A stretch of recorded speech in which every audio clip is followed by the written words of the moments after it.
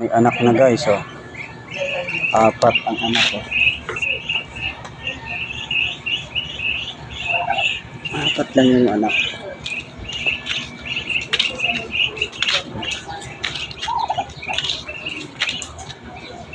Ang anak na pala, apat, oh. Yun, talo na.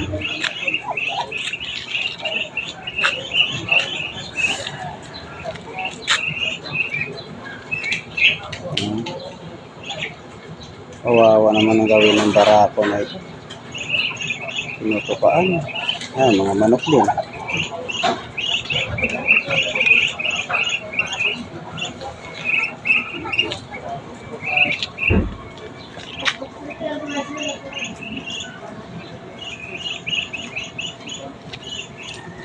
Yun, kain pato. Diba? Parang nilalamig.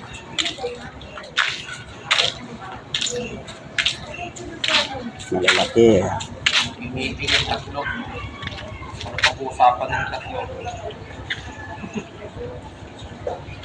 Ano kaya pinag-uusapan mga tatlo na ito? Oo.